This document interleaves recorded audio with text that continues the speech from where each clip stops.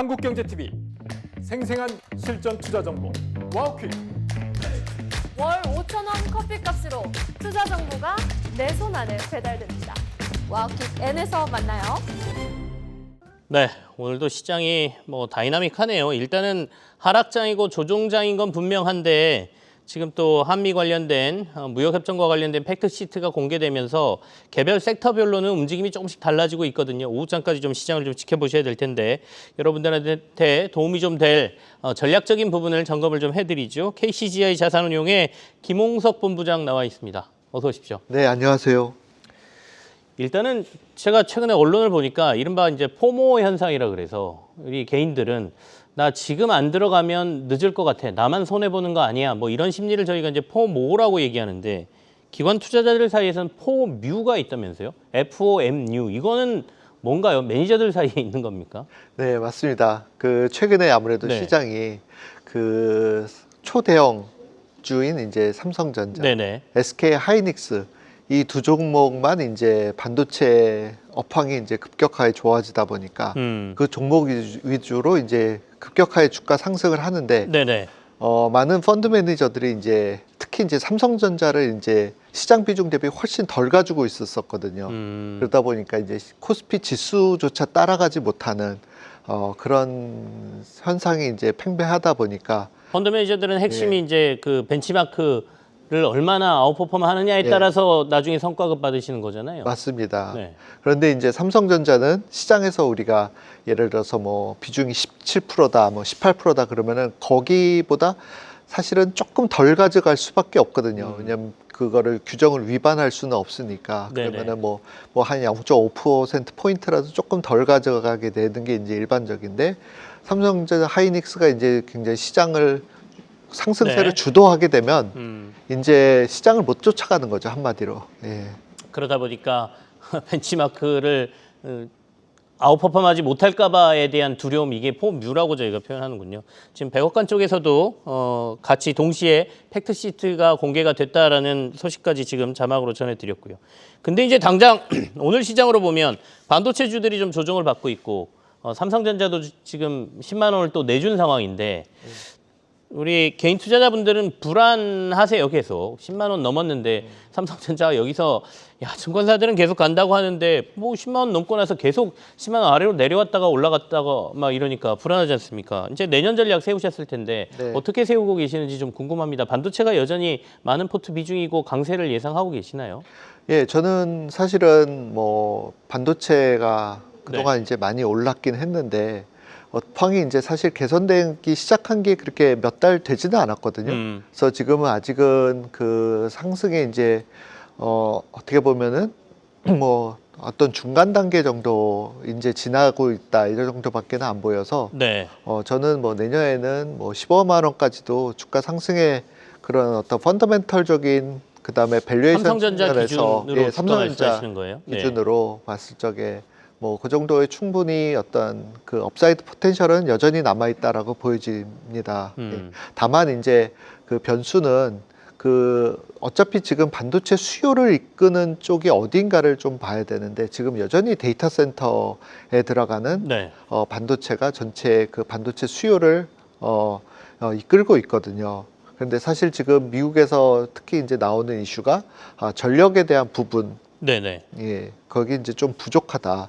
데이터 센터를 계획만큼 지을 수가 없다. 왜냐하면은 전력이 없기 때문에 그런 이슈가 지금 약간의 좀 그 시장에서의 이런 중간중간에 계속 어떤 그런 논란이 좀 예, 있지 않습니까? 맞습니다. 그러니까 지금 오늘 이제 아침에 나온 많은 조정의 얘기는 빌미가 되죠. 네, 그러니까 전력 정말 많이 필요하다고 하는데 알고 봤더니 A가 얘기한 거, B가 얘기한 거, C가 얘기한 거 보니까 중복된 게 있더라. 그래서 너무 과장된 거 아니야라는 게 이제 지금 이른바 마이클 버리가 하고 있는 이거 시장 과장이고 버블이다라는 주장의 핵심이지 않습니까? 그거는 어떻게 보세요? 제가 구체적으로 네네. 어떤 사람이 맞다, 틀리다, 이런 거를 떠나서 기본적으로 지금 이제 그 엔비디아의 이제 굉장히 고성능 칩과 이제 HBM 위주로 이제 우리가 성능 위주로 계속 포커스를 계속 해왔잖아요. 그러다 네. 보니까 사실 데이터 센터 자체가 전기를 먹는 하마인 거는 맞는 것 같아요. 그러면 이런 추세로 계속 만약에 그 수요가 급증하게 되면은 그 발전소라는 거는 사실 한번 짓게 되면은 이게 시간이 굉장히 오래 걸리지 않습니까? 네. 계획부터 뭐 주민들 뭐 동의 얻고 그다음에 인허가 받고 뭐 건설 시작하고 뭐 장비 넣어갖고 이제 돌아갈 때까지는 적어도 뭐 빨라야 뭐 3년에서 길게는 뭐 10년까지도 이렇게 걸릴 수 있는 사항인 거를 감안하면은 네네. 사실 이런 추세대로 계속 하는 거는 언젠가는 뭐 결국은 이게 시간의 문제지 전력이 부족한 거는 맞는 것 같아요. 네네. 그러면 결국은 이 전력도 이제는 결국은 저전력 반도체 쪽으로 좀 많이 좀 옮겨가야 네네. 되는 것이 아닌가 이렇게 좀 생각이 들고 최근에 그래서 뭐 모바일 그러니까 보통 휴대폰에 사용하는 저전력 설계 그 메모리 반도체 있지 않습니까? 뭐 DDR5라든지 네. 뭐 이런 쪽으로 예를 들어서 최근에 나온 이제 퀄컴의 AI 칩셋 같은 경우에는 그런 걸 또 쓰고 있어요. 그래서 그런 쪽에 어떤 수요가 또 앞으로 또 많이 네. 또 나오지 않을까 이렇게 생각을 합니다. 그러니까 물론 이제 숫자에 대한 논란은 있겠지만 방향성에 있어서는 뭐 굳이 우리가 의심을 할 필요는 없을 것 같다. 방향성은 분명히 그 시장이 커지고 있고 투자도 많고 전력 수요도 많은 건 분명하다라는 말씀이니까요. 앞서 그러니까 AI 버블과 관련된 얘기를 좀 나누고 있었는데 그러면 내년 포트에 그러니까 중심은 반도체. 그러면 나머지는 어떻게 구성되어 있는지 조금 설명을 해주시죠. 일단은 저는 기본적으로 가지고 있는 생각 자체는 네. 이제 계속 수출이 잘 되고 있는 산업 쪽에서 계속 저희는 좋게 보고 있습니다. 네. 내년까지도. 다만 이제 그 일부 수출 대기업들 중에서 밸류에이션이 조금 비싸진 그 업종도 있기는 있거든요. 네. 뭐 예를 들어서 뭐 산업재를 좋게 보고는 있지만은 그 중에서도 우리가 뭐 예를 들어서 방산이나 네. 뭐 전력기기 이런 쪽은 조금은 이제 지금은 좀 주가가 좀 너무 많이 올랐다 이런 생각을 좀 가지고 있고요. 다만 이제 조선 같은 경우에는 여전히 좀 업사이드 포텐셜은 좀 많이 남아 있다 이렇게 보고 있습니다.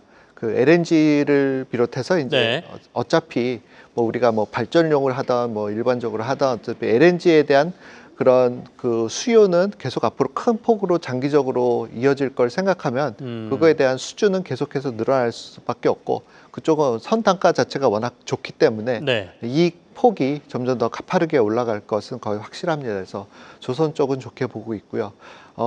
다만 저희가 또 가장 좋아하는 거는 실적이 굉장히 잘 나오고 있는데 네. 또 최근에 주가는 또 굉장히 또 많이 하락한 또 소비재 쪽이 있습니다.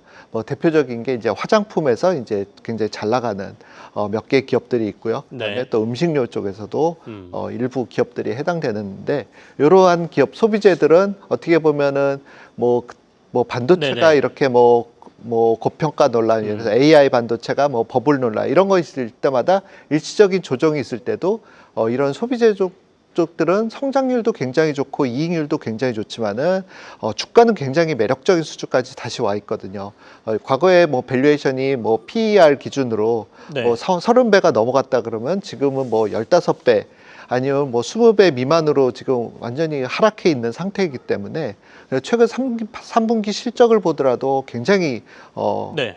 탁월한 그 시장 기대치보다도 더 높은 실적을 지금 계속 구가하고 있고 이런 걸 봤을 때는 이런 종목들을 이제 많이 가지고 가면은 이제 IT 쪽으로 갈 때는 또 IT 쪽으로 좋지만 IT가 좀 쉬어가는 국면에서도 이런 종목들은 또 네. 반대적인 반대 성향의 베타 그 방향성을 가지고 있기 때문에 이런 거는 어떻게 보면 네. 분산 효과도 상당히 좋아서 음. 저는 그렇게 좀 많이 가져가면 좋지 않을까 이렇게 생각을 합니다. 네.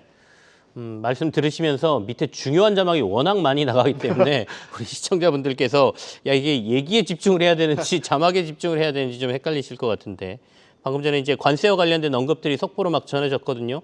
반도체도 15%, 장비도 15% 그러니까 대부분 그때 협상에서 나왔던 얘기 그대로 된 겁니다. 물론 우리가 이제 FTA로 0%의 관세를 받다가 내야 되는 거는 어쩔 수 없는 상황이 돼버렸기 때문에 그래도 다른 국가들에 비해서 상대적으로 손해를 안 보면 된다라는 관점에서 접근을 했지 않습니까? 그렇게 보면 최고급 대우를 뭐 자동차, 반도체, 의약품 뭐 이런 데까지 받기로 했다고 한 거니까 시장의 여러 가지 불안감들이 좀 해소되는 계기가 되기를 바라보겠습니다.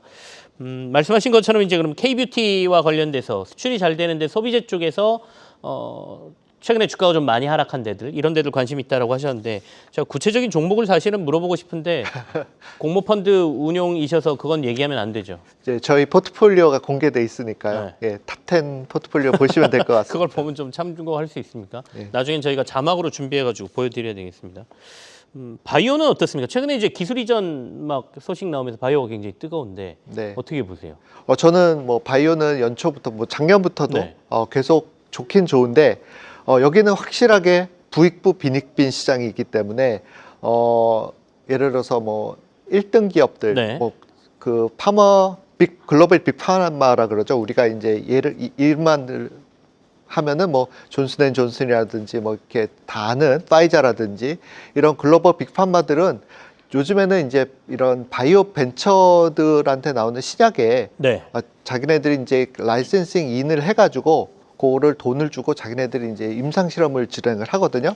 직접 그런 후보 물질을 개발을 하지는 않습니다. 그래서 국내 기업들 중에서 이렇게 신약 후보 물질을 이렇게 개발하면서 조단위 라이센싱 아웃을 했던 트랙 레코드들이 있는 기업들 위주로만 보시면은 좋은 성과가 있지 않을까 이렇게 생각을 합니다. 알겠습니다.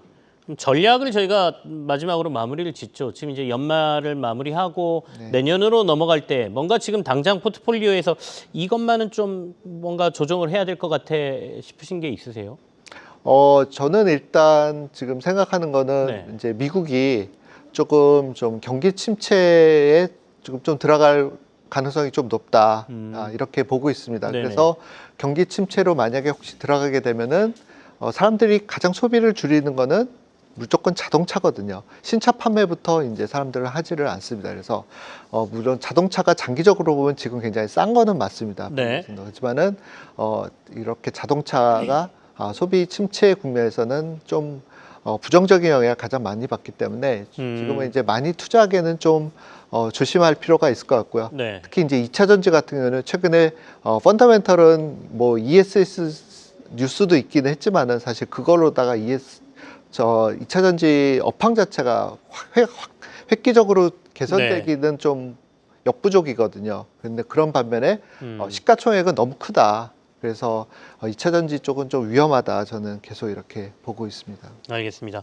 두 가지 이제 연말에 포트폴리오와 관련돼서 관점을 제시해 주셨어요. 뭐 좋은 건 앞에서 다 얘기했고 자동차 쪽은 미국이 경기 침체에 들어가면 조금은 부정적으로 보이시고 2차 전지는 최근에 반등폭이 너무 커서 좀 밸류가 너무 올라온 것 같다. 조금 조심해야 될 것 같다는 의견을 주셨습니다. 투자자 여러분들이 참고하시길 바라고요. KCGI의 김홍석 본부장과 함께 시장 전략 좀 알아봤습니다. 고맙습니다.